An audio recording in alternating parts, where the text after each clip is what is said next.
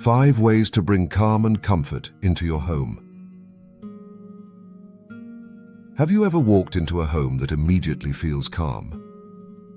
Not fancy, not luxurious, but somehow comfortable. You sit down and your body relaxes without thinking. And then there are other homes that look beautiful in photos, but when you spend time inside the homes, something feels slightly uncomfortable. The room feels crowded, or strangely empty, or a bit heavy. Very often the difference is not the decoration. The difference is how space relates to the human body. Today we'll talk about 5 simple design principles that can bring calm and comfort into your home. We are not talking about expensive ideas.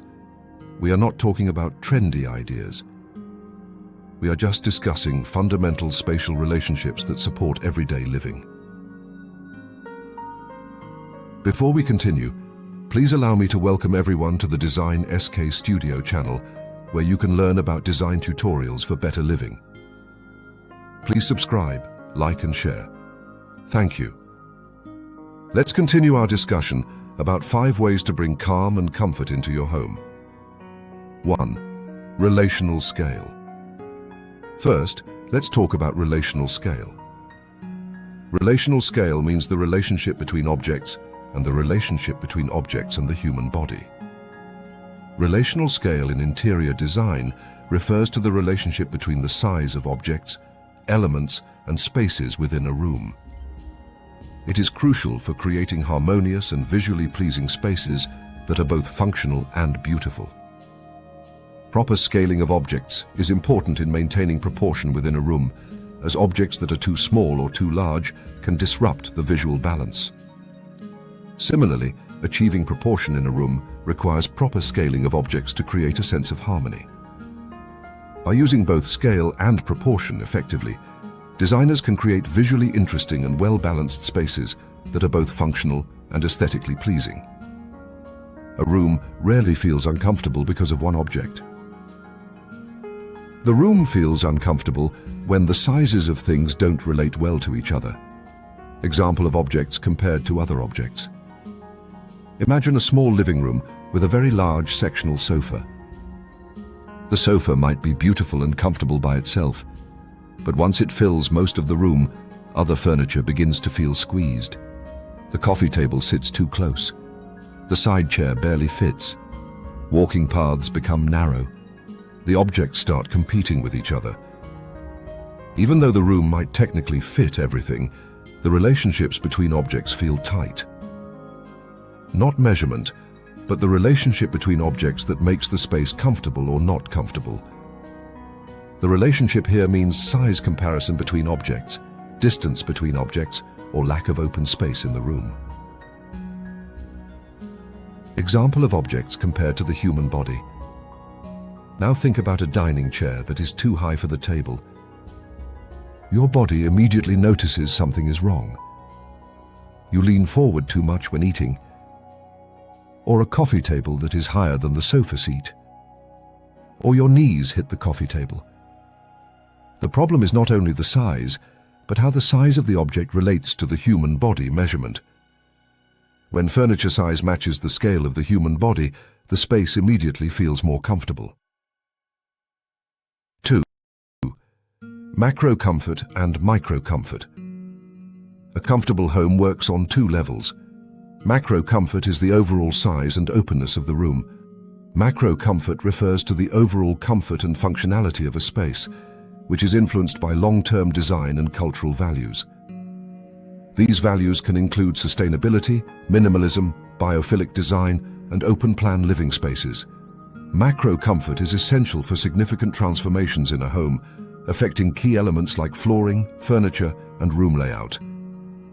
On the other hand, micro comfort involves the comfort and functionality of smaller, easily changeable items within a space.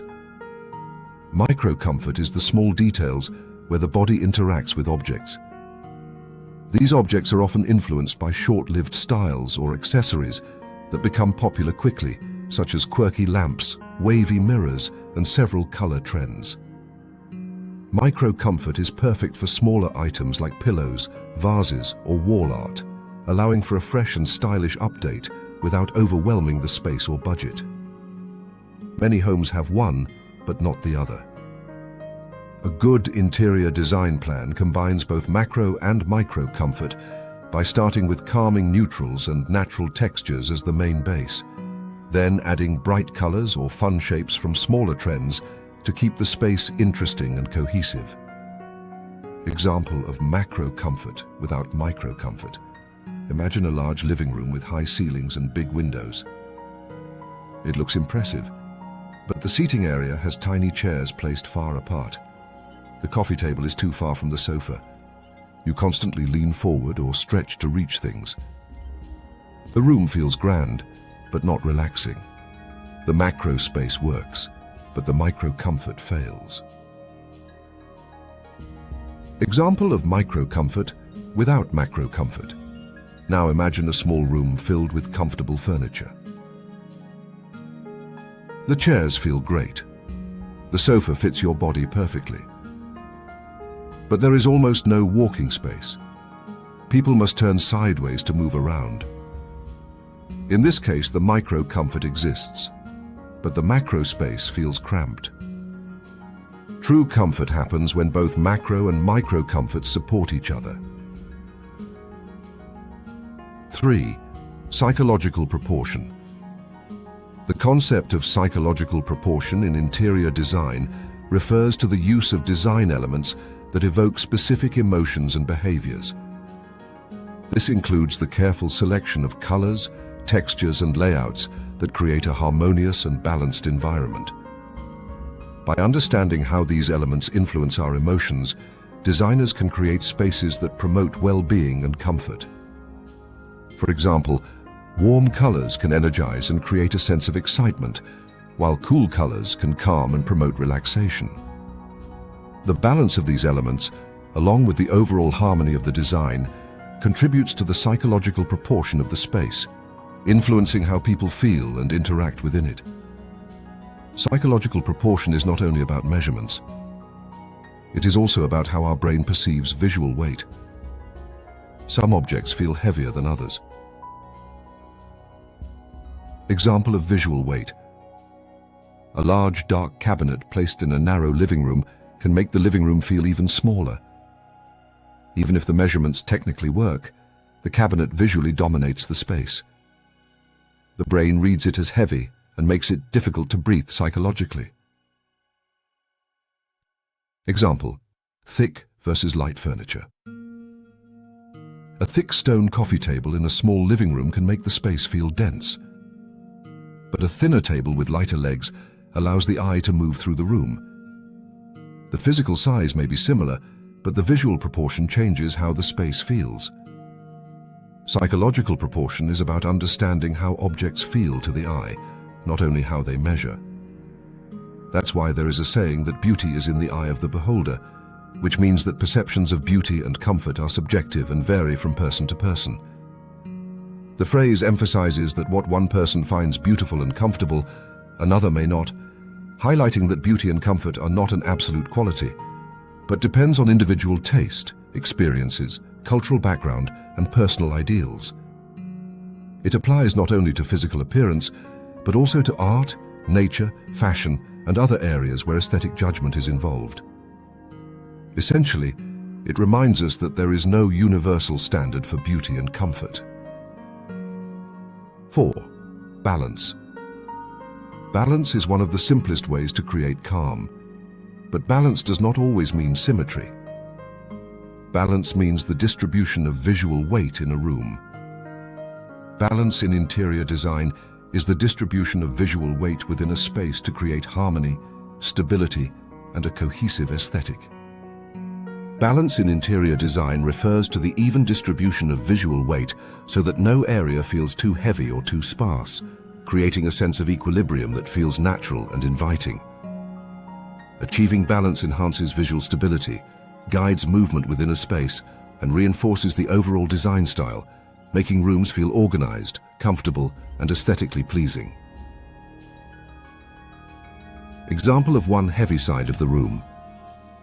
Imagine a living room where one wall has a large dark bookcase, a TV and heavy furniture. The opposite wall is completely empty. The room can feel visually tilted. Even if people cannot explain it, the imbalance creates tension. Example of balancing heavy and light elements. Now imagine adding a tall floor lamp, a plant, or artwork to the empty side. The room begins to feel stable. Not perfectly symmetrical, but visually balanced. Our eyes naturally relax when the room feels stable. 5. Comfortable human movement. Finally, one of the most overlooked design principles is comfortable human movement in interior design. A home should allow the body to move naturally. When movement feels restricted, stress increases without people realizing it. Creating spaces that facilitate comfortable human movement is essential for enhancing well-being and productivity. Ergonomic design principles play a crucial role in this process by ensuring that spaces are not only functional, but also conducive to the physical and psychological comfort of their occupants. Here are some key aspects of ergonomic design that contribute to comfortable movement in interior design.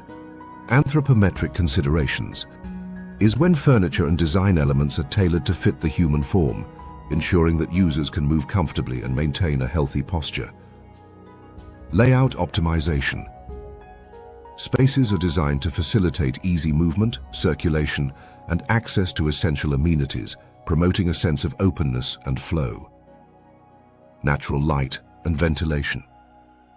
Maximizing access to natural light and fresh air is vital for promoting health and well-being, as it reduces stress and enhances mood.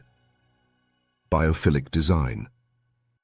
Incorporating elements that connect with the natural world, such as indoor plants and natural textures, can create a calming and restorative environment. Transformative furniture. Furniture that allows users to change their body position, such as adjustable desks and ergonomic chairs, is essential for comfort and productivity. By integrating these ergonomic principles, designers can create spaces that are not only aesthetically pleasing, but also deeply resonant with the human needs and aspirations, ensuring a harmonious and functional living environment. Example of blocked walking paths. Imagine entering a living room where the coffee table sits directly in the main walking path. Every time someone walks through the room, they must step around it. Over time, this small obstacle becomes daily friction. Example of narrow circulation. Or imagine a kitchen where the refrigerator door blocks the main walking path when opened. Two people cannot move comfortably at the same time. Even if the kitchen looks beautiful, the daily experience becomes frustrating. Comfortable homes allow the body to walk, turn, sit, and reach without effort. Movement should feel natural. Human movement is not negotiated. Let's bring it all together. When homes feel calm, it is rarely because of expensive furniture or decoration. It usually happens because a few quiet relationships are working well. The relationships between objects and other objects, objects and the human body, large spaces and small details, visual weight and empty space, movement and stillness. When those relationships are balanced, the home begins to support daily life. And when a space supports daily life, comfort appears naturally. This is not about decoration, but it is a quiet result of good design. There you have it all. If you find this presentation video useful, please subscribe, like and share. Design SK Studio is the channel where you can learn about design tutorials for better living. Click your notification bell so you could be in the first group of subscribers to get the next educational videos. Thank you for watching. See you in the next presentation.